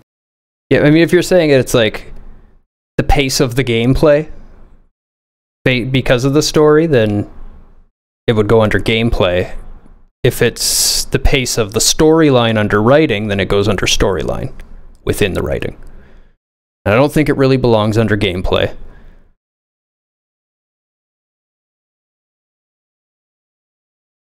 And I'd say but that's not the only issue with The Last of Us.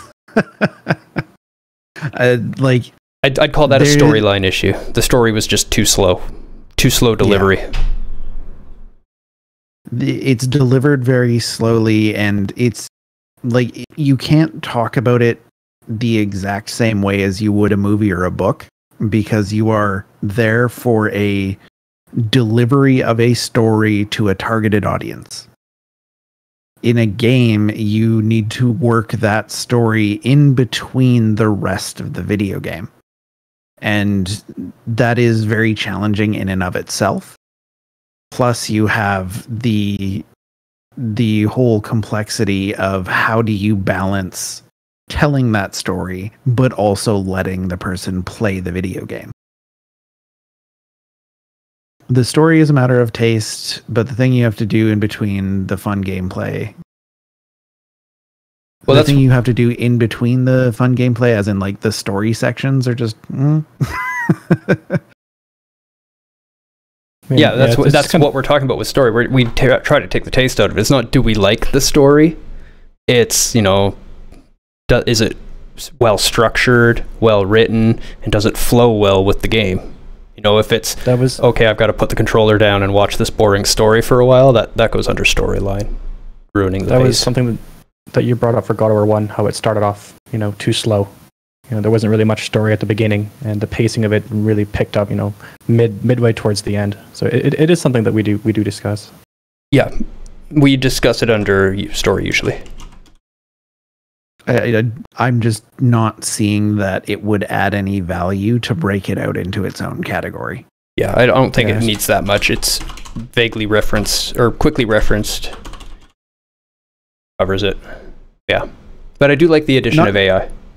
Not saying that it's not important to talk about, because we do talk about it. Yeah. But I don't think it needs to be broken. Yeah, it doesn't need to be broken out because we have a place to talk about it, and like I said, we do mention it. Yeah, AI totally I like including, because it is a very technical sub-topic that a lot of people might not really understand what's going on and why we're giving it good or bad scores in that area, and games that do involve it rely heavily upon the AI to be enjoyable. And some games that don't have it would benefit from having it. There are some multiplayer games that, I would love to have an offline bot match to, practice, rather than just having it only be online. Or, Fallout 76 in general. Eventually they got it. Eventually. Oh, poor Fallout. It's a weird thing. Like, I understand the attraction of games that are entirely player driven. I understand that that is an attractive thing. But I think between how the market expects video games to be today and how difficult it is to build an economy and build a sense of community in the game, it's not easy to do, and I don't think Bethesda's up to the task.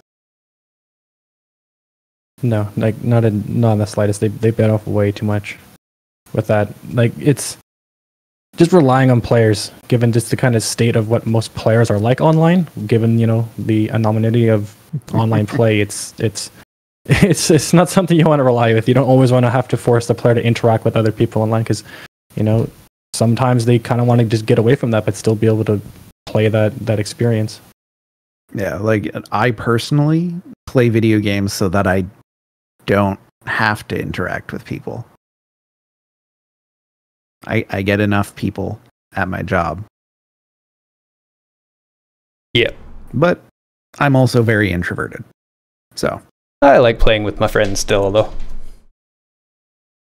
Yeah, but it's nice to have that choice. It's weird, like, it can be done well. Like a game that's, you know, no NPCs, all online, can still be done. You still just have to have those areas of isolation available to players. You know, they can't force every single interaction. Otherwise, certain players can take advantage of that. And then the overall experience really just relies on, you know, how toxic is your community. And as Rage was saying, I don't know if Bethesda would be really up to being able to manage a toxic community and making sure that it's, you know, accessible for players. Is Howling God still here?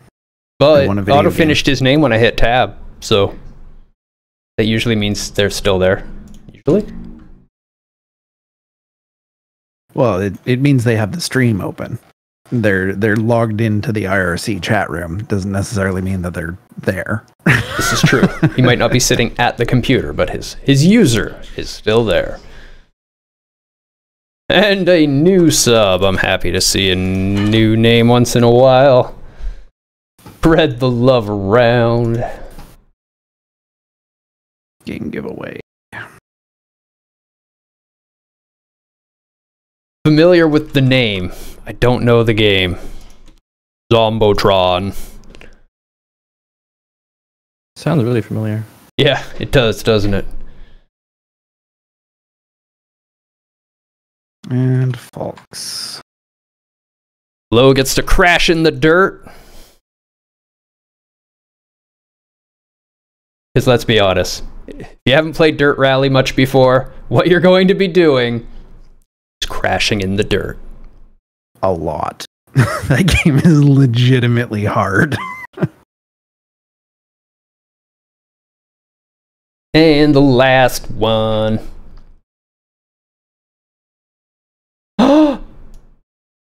Like that game.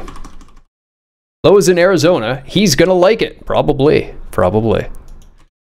Rebuild 3, Gangs of Deadsville, which started out as a flash game on Armor Games and pages like that, and I played the hell out of Rebuild 1 and 2, and I played Rebuild 3 as well. You are a group of people in the post-apocalyptic world, and it's like a base-building strategy management game where you have to fight back the zombies and reclaim areas of the town. Eats a day. Entirely. You just start playing, and you're like, oh, where'd that day go? And then the game's done. That is an interesting sort of concept that they've got going on for that. And it is very much something that I would imagine was extremely popular back on like Newgrounds or E-Bombs World or something. Armor Games is where I played it. I was an Armor Games person. They also translated really well to mobile. Mm-hmm. Actually decent mobile games. Rebuild? Yeah. Oh, you're familiar with them then. Thanks. Oh yeah. Were you a fan of them too then? Oh yeah. Excellent. Played all three. Yep. Played the hell out of them. Loved them. All right. We got about 15 minutes left. We've even done the new... We've gone over the AMD hardware. Anybody have any questions for us? Anybody want to ask us anything? How do you know that we have run out of stuff to talk about for today? Hey, Q&A is always fun. People always have questions for the streamers. We could talk about next week. We can fill Rage in a little bit on what we've come up with and what to look forward to for next week. I like that idea. Let's review that real quick. How are we holding up? We're doing great over here. Cannot complain. I am getting sleepy as the day goes on. My caffeine is wearing off, but I'm doing okay. I'm having a time. I recently lost my job for sticking up for my coworkers, and so I'm looking for a new one. He'll be okay. It sucks right now, but Rage will be fine. Lots of people want him. I'll have more work within a month. It's not a problem.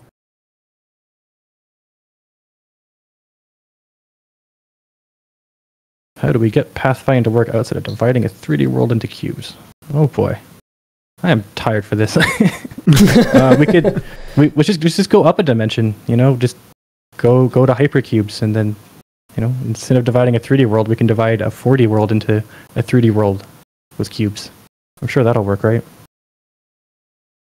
Okay, so this is what we did last week without your Rage. And for everybody here, this is what we're doing next week. We're finishing this game. And if you want to take part in the final design of the game, please come in. It's always chat recommendations first.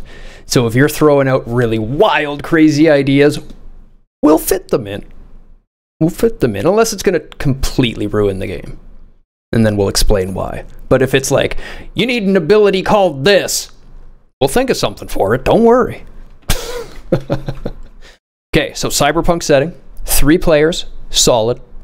Might add the plus back in, potentially. But that'd be a lot of extra rules and probably not doable within 2 hours. Characters are deckers. You know what a decker is. Oh, yes. The goal is to defeat the sentient triangle. That was a recommendation from chat. So, the sentient triangle is an AI who displays himself as a triangle because it's the most efficient way to display himself in 3D space. Makes sense. How do you win or lose? To win, the turn counter reaches 0, meaning your buyer has picked up the data that you're protecting because you've stolen data. That's the story. You're trying to get it to the person who asked you to get it. If you lose, the AI reclaims the data. So you've got this thing on the board for your data spot, and the AI is trying to get it. Your job as players is to protect it from the AI. How do players get dumped? AKA killed, but not permanently killed, just dumped, is being on the same square as the virus. So if the virus spreads onto you, you're, or there could be other ways, potentially, but primarily, that's the major way. Try to prevent a triangle from getting a square. Could it handle the extra edge? It's too edgy. I was going to say the same thing. But then I decided that was too terrible to say. No, it's never too terrible to say.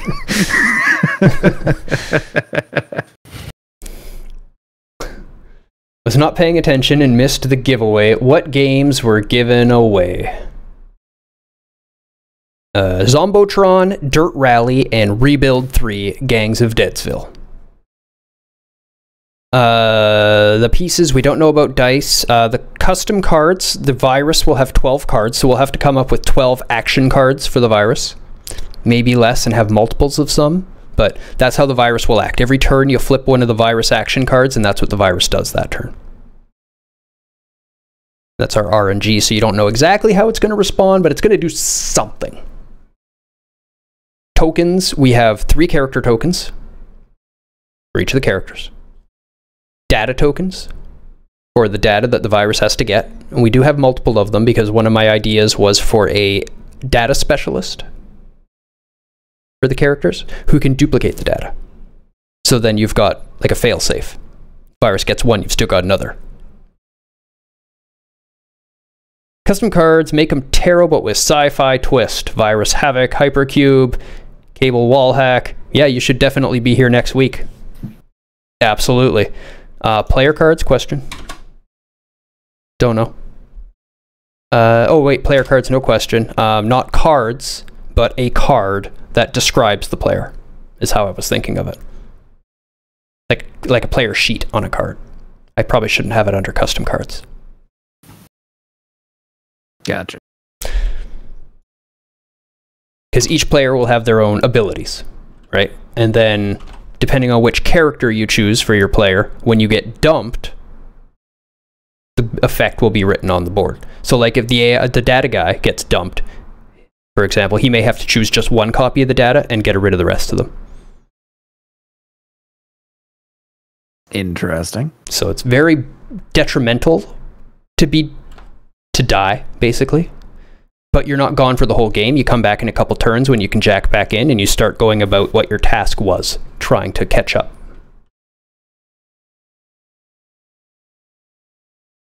I'm curious as to, for the sake of continuity,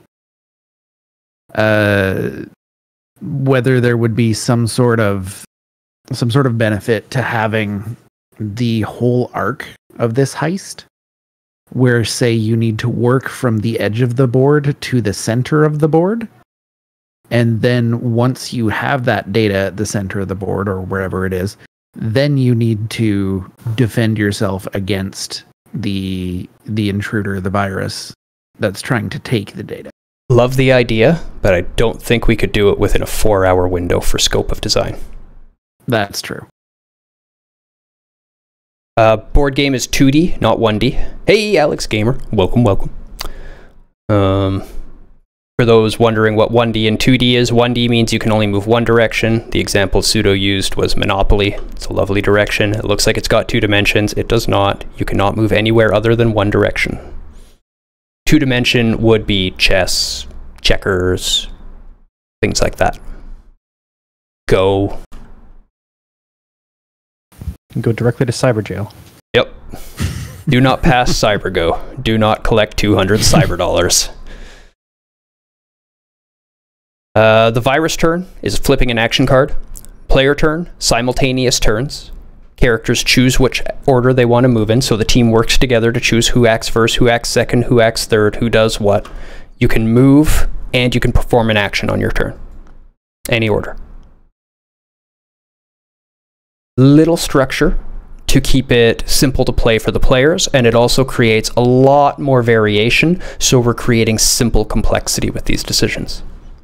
And I like that it's a simultaneous player turn. It's not player 1 acts, then player 2 acts, then player 3 acts. It's the players act. Yep. Very cooperative. Random ideas. This is stuff that was just thrown out that we didn't have a great place for it. Jalapeno popper viruses. Having random virus traits that the virus could have that will change how it acts every game. Potentially expanding virus traits. So people really liked virus traits last time. A player could be the virus. Was one of the possible ideas, which I thought was outside of the 4-hour scope of design, but a very cool idea to have almost like a Dead by Daylight kind of 4v1, 3v1 going on a board game where one person's a virus. And I've played a board game similar to that before, where 4 people were investigators from Scotland Yard and one person is a spy. And the spy hides his piece on the board. He just tracks his location. And he uses cards to move, and the card tells you how he's moving. Taxi, waterway, or train. If he moves by taxi, or taxi, waterway, or bus is what it is. If he moves by taxi, he could have been on any spot on the board, but he's only moved one spot. If he moves by bus, there's 10 spots on the board where he could have gotten on a bus, but it moves quite a bit because there's only 10 stops.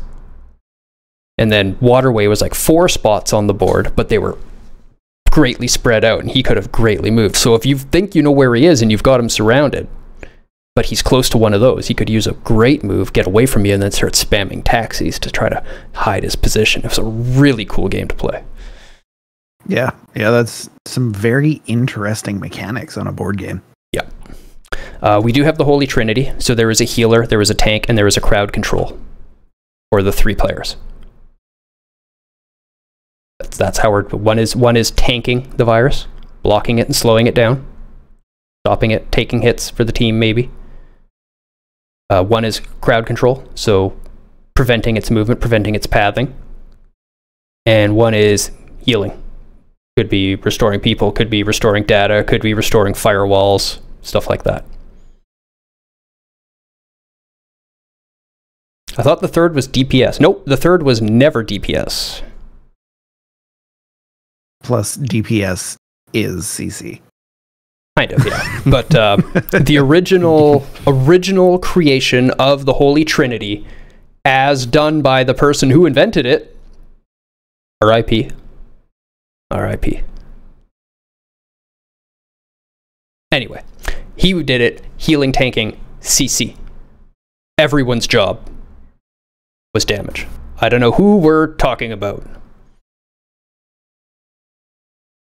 I hate names. I love the guy, and I always forget his name. Brad McQuaid. Brad McQuaid. Inventor of EverQuest. We did a panel commemorating him after he passed away. He was also working on Pantheon when he passed away, which is continuing on, but is still a brainchild of his, and I'm super hyped for that, because I may never get a game like that again after that. Hope it finishes. Virus ability deck, yeah, we have that actually out of the random ideas. That's been implemented.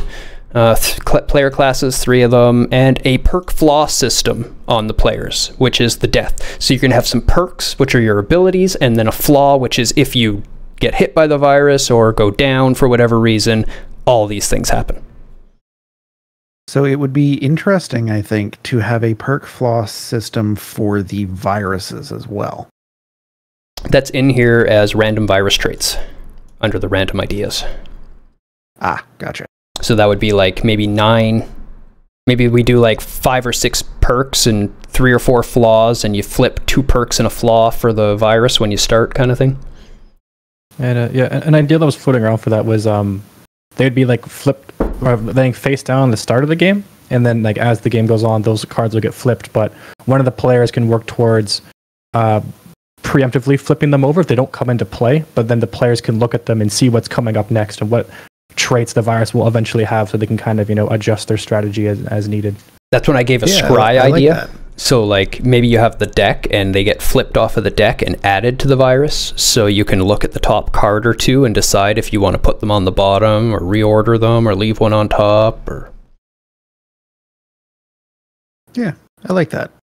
Yeah, creates a very simple style of player interaction to create variation, which is simple complexity. So many ways the game can play out, but nothing you're doing with the game is very complicated. You're looking at a couple cards and making a decision. You're choosing 1 or 2 characters. It's not going to be a hard game to play. There's just going to be many ways it can play out. Yeah, there will be enough to it that you will play it more than once. Yep. Honestly, there's been a couple of board games that I've broken pretty badly about halfway through the first game I play on them. And this one I think has potential to be something that would be very replayable and would be very much a sort of system where you, because you are cooperating, would be something that would be harder to break. Yeah, we just got to make the virus hard enough that it's going to win 50+% of the time. Yeah. And it'll be a replayable game. And when you win, you're going to be like, yeah, we won this one, let's try it again. Because if you never win, you're just going to be like, man, let's not play that. No one wants to lose all the time. But when we got the structure down and I looked at it, I honestly just went, I want to play this game. Yeah, the difficulty scaling would exceed 4 hours, for sure. The biggest thing here is the 4-hour scope, because the number 1 issue people run into when they try to make a game is they try to bite off more than they can chew. So if we're trying to help people make their first games, we have to really stress how important scoping your project is. Because it's the difference between finishing and not finishing. Yeah, I was about to say, otherwise you'll just never get it done. Yeah.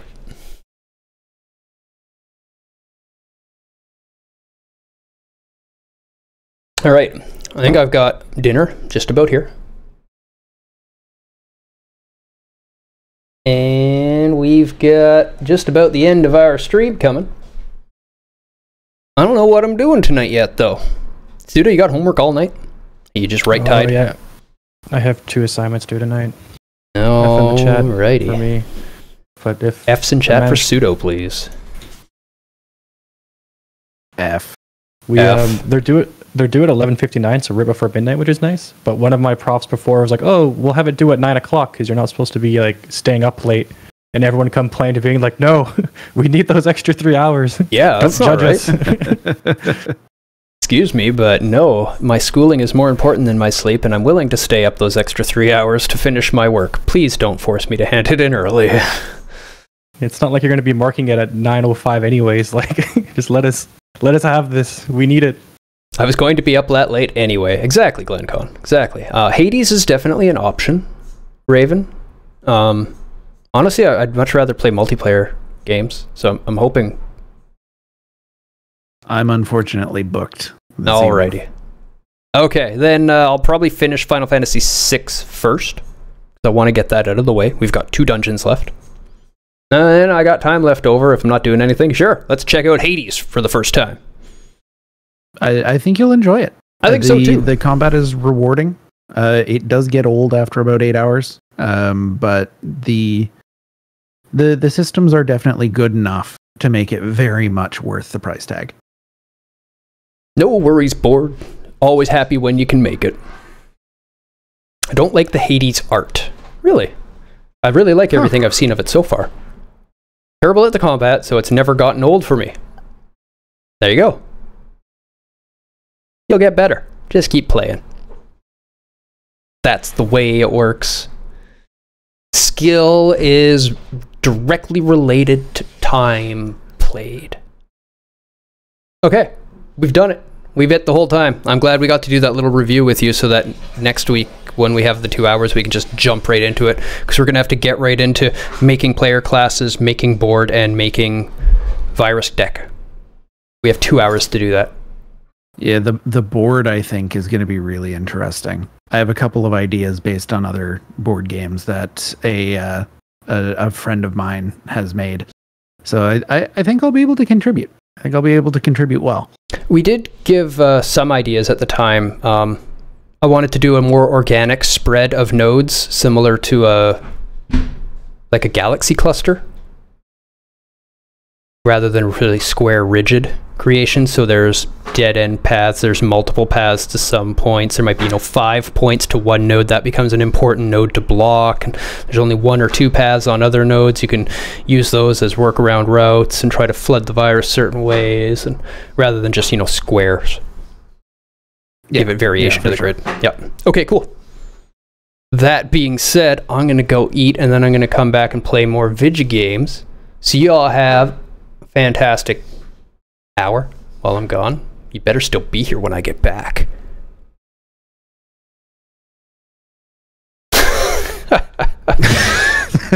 I make no promises. Okay. Well, I'm Deus. I'm Rage. And I'm Pseudo. And may all your shots be headshots.